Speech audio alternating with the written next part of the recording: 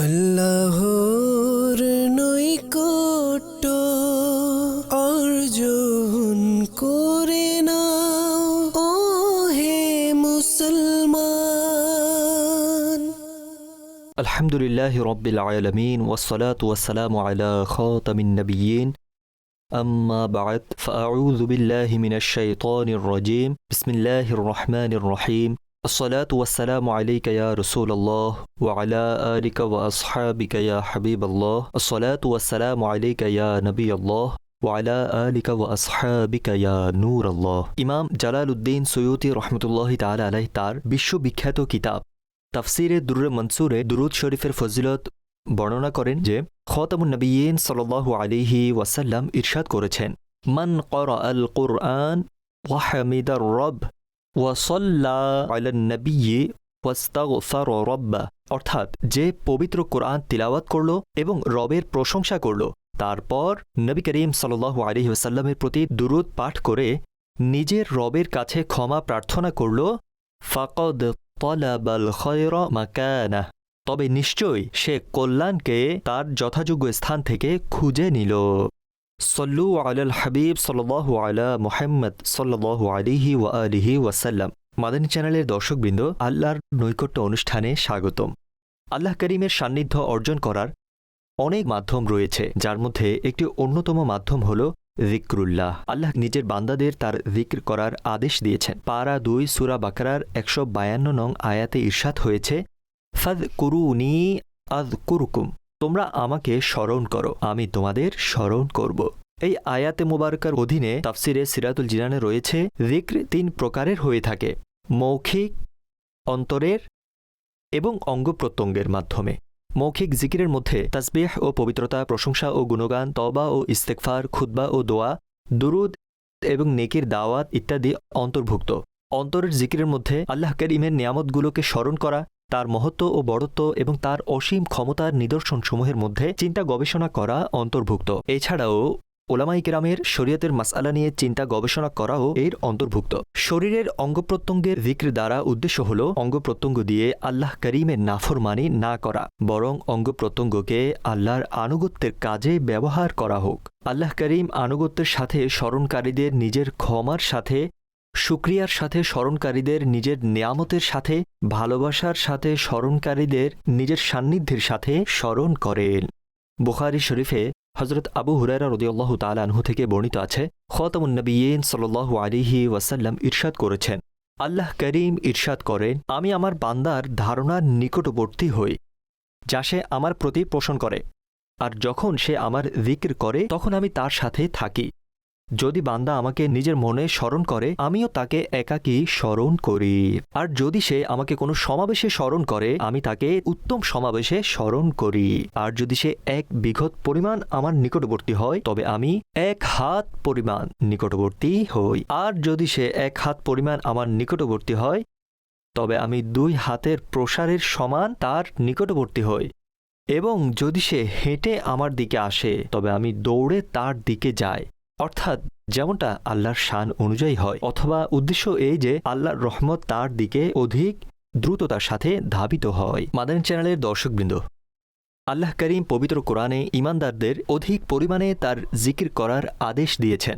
যেমন পারা ২২ সূরা আহজাবের ৪১ নং আয়াতে আল্লাহ পাক রব্বুল আলামিন ইরশাদ করেন, ইয়া আইয়ুহাল্লাযীনা আমানু যকুরুল্লাহা যিকরান কাসীরা, হে ঈমানদারগণ, আল্লাহকে খুব বেশি বেশি স্মরণ করো।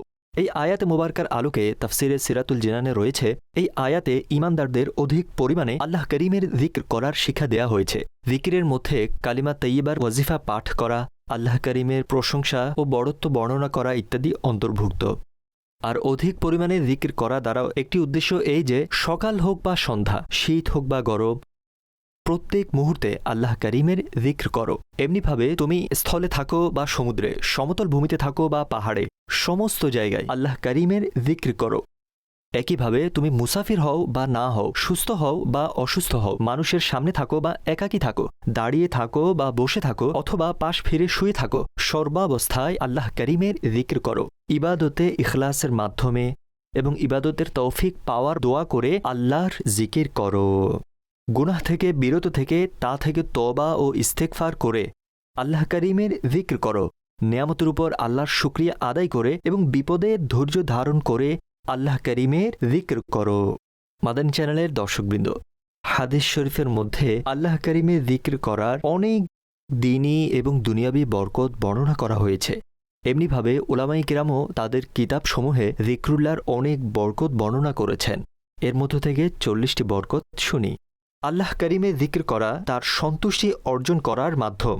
এর বরকতে অর্থাৎ জিক্রুল্লাহর বরকতে আল্লাহ পাকের সান্নিধ্য নসিব হয়, মারিফাতে ইলাহির দরজাগুলো খুলে যায়। জিকিরকারীকে মহান আল্লাহ করিম স্মরণ করেন। এটি আল্লাহ পাকের আযাব থেকে মুক্তি দেয়। বান্দা এবং জাহান্নামের মাঝে এটি আড়াল স্বরূপ। জিকিরকারী কিয়ামতের দিনের আক্ষেপ থেকে সুরক্ষিত থাকে। সে নিজেও সৌভাগ্যবান হয় এবং তার সঙ্গলাভকারীরাও সৌভাগ্য দ্বারা ধন্য হয়ে থাকে। অধিক পরিমাণে জিকির করা দুর্ভাগ্য থেকে নিরাপত্তা দান করে। অধিক পরিমাণে জিকিরকারী বান্দার কিয়ামতের দিন আল্লাহ করিমের দরবারে উত্তম এবং সুউচ্চ মর্যাদার নসিব হবে। প্রশান্তি নাজিল হওয়া এবং রহমত ছেয়ে যাওয়ার কারণ। এটি গুনাহ এবং ভুল ত্রুটি মিটিয়ে দেয়। আল্লাহ করিমের জিকিরের বরকতে বান্দার নফস শয়তান থেকে সুরক্ষিত থাকে এবং শয়তান তার থেকে দূরে পালিয়ে যায়। গীবত, চুগলখড়ি, মিথ্যা এবং অশ্লীল কথাবার্তা থেকে জিহ্বা নিরাপদ থাকে। জিক্রুল্লাহর উপর ভিত্তি করে করা কথাবার্তা বান্দার পক্ষে উপকারী। জিক্র দুনিয়াতে, কবরে এবং হাসরে জিকিরকারীর জন্য নূর হবে। জিক্র অন্তর থেকে দুশ্চিন্তা ও পেরেশানি দূর করে দেয়। এটি অন্তরের জন্য আনন্দ ও প্রফুল্লতার কারণ। এটি কলবের সজীবতার কারণ। অন্তর এবং শরীরকে শক্তিশালী করে, চেহারা এবং অন্তরকে আলোকিত করে। এটি অন্তর এবং রূহের খোরাক।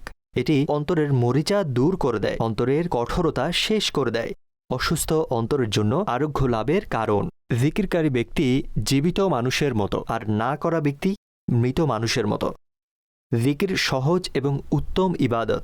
জিকির করার মাধ্যমে আল্লাহ করিমের আনুগত্যের উপর সাহায্য পাওয়া যায়। বিপদ আপদ সহজ হয় এবং সংকীর্ণতা দূর হয়। ফেরেশতারা জিকিরকারীর জন্য ক্ষমা প্রার্থনা করেন। জিকিরের মজলিসগুলো হল ফেরেশতাদের মজলিস। আল্লাহ করিম নিজের ফেরেশতাদের সামনে জিকিরকারীদের মাধ্যমে মুবাহাত অর্থাৎ গর্ব করেন। অধিক পরিমাণে জিকিরকারী মুনাফিক হতে পারে না। জিক্রুল্লাহ বান্দার অন্তর থেকে সৃষ্টির ভয় বের করে দেয়। জিক্র শুকরিয়া আদায়ের ভিত্তি। জিকির করা রিজিক পাওয়ার মাধ্যম। জিকিরে মশগুল থাকা ব্যক্তি প্রার্থনাকারীদের চেয়ে বেশি আল্লাহর দান লাভ করেন। অধিক পরিমাণে জিকির করা সফলতা ও কামিয়াবির কারণ। সর্বদা জিকিরকারী ব্যক্তি জান্নাতে প্রবেশ করবে। জিকিরের আসর সমূহ হল দুনিয়াতে জান্নাতের বাগান সমূহ। মাদানী চ্যানেলের দর্শকবৃন্দ, এইমাত্র আপনারা পবিত্র কোরআনের আয়াতে মোবারকা এবং এর তাফসির সমূহের আলোকে জিক্রুল্লাহর ফজিলত ও বরকত শুনলেন। আসুন এখন খাতামুন নবিয়্যিন সাল্লাল্লাহু আলাইহি ওয়া আলিহি ওয়াসাল্লামের প্রিয় হাদিস সমূহের আলোকে জিক্রুল্লাহর ফজিলত ও বরকত শুনি। হযরত আবু হুরায়রা রাদিয়াল্লাহু তাআলা আনহু এবং হযরত আবু সাঈদ রাদিয়াল্লাহু তাআলা আনহু বর্ণনা করেন, খাতামুন নবিয়্যিন সাল্লাল্লাহু আলাইহি ওয়া আলিহি ওয়াসাল্লাম ইরশাদ করেছেন, এমন কোনো দল নেই যারা আল্লাহর জিকিরের জন্য বসে আর ফেরেশতারা তাদের ঘিরে ফেলেন না। রহমত তাদের ঢেকে নেয় না, তাদের উপর প্রশান্তি নাজিল হয় না এবং নিজের কাছে থাকা ফেরেশতাদের মাঝে আল্লাহ করিম তাদের আলোচনা করেন না।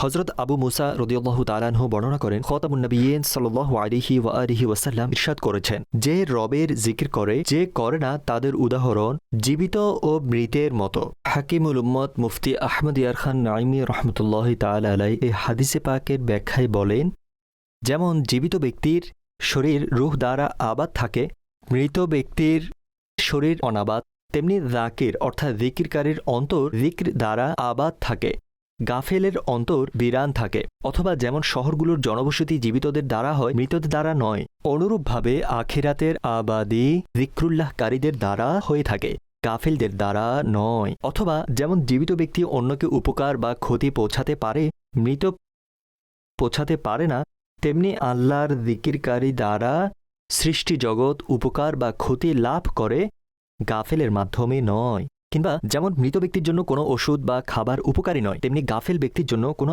আমল ইত্যাদি উপকারী নয়। আল্লাহর জিকির করো, তারপর অন্যান্য আমল। জিক্রুল্লাহকারী মারা গিয়েও জীবিত, অথচ গাফেল ব্যক্তি জীবিত থেকেও মৃত।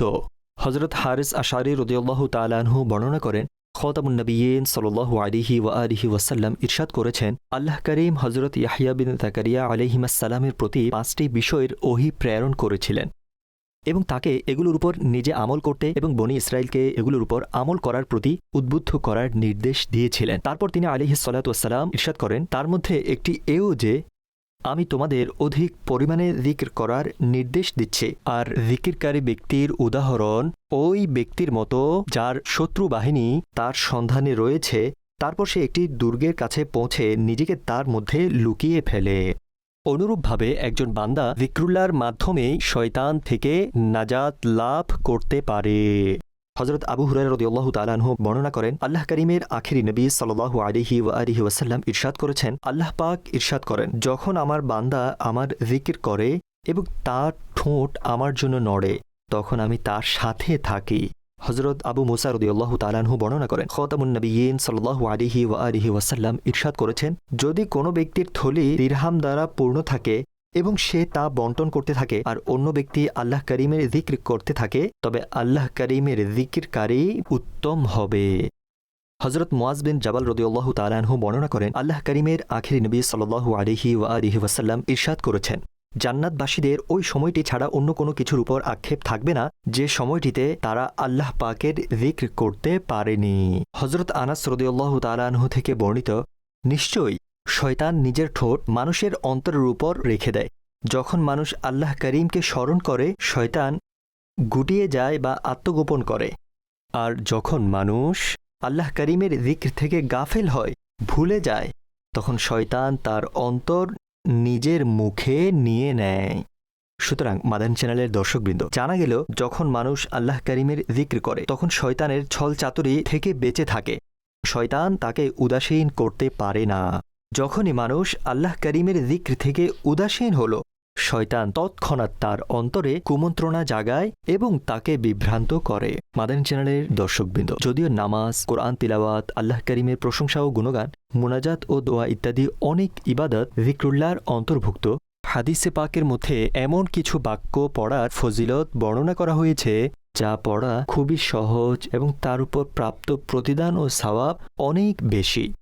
আসুন সেগুলোর মধ্য থেকে কয়েকটি বাক্য পড়ার ফজিলত শুনি। যেমন খতামুন নবিয়্যিন সাল্লাল্লাহু আলাইহি ওয়া আলিহি ওয়াসাল্লাম ইরশাদ করেছেন, যে ব্যক্তি রূপা অথবা দুধ সদকা করল অথবা কাউকে রাস্তা দেখালো, তবে সে একটি গোলাম আজাদ করার সওয়াব পাবে। আর যে ব্যক্তি লা ইলাহা ইল্লাল্লাহু ওয়াহদাহু লা শারীকা লাহু লাহুল মুলকু ওয়া লাহুল হামদু ওয়া হুয়া আলা কুল্লি শাইইন কদির পড়ল, সেও একটি গোলাম মুক্ত করার সওয়াব লাভ করবে। হযরত আবু হুরায়রা রাদিয়াল্লাহু তাআলা আনহু থেকে বর্ণিত, খতামুন নবিয়্যিন সাল্লাল্লাহু আলাইহি ওয়া আলিহি ওয়াসাল্লাম ইরশাদ করেছেন, যে ব্যক্তি দিনে 100 বার সুবহানাল্লাহি ওয়া বিহামদিহি পড়ে, তার গুনাহসমূহ মিটিয়ে দেয়া হয়, যদিও তা সমুদ্রের ফেনার সম পরিমাণ হয়ে থাকে।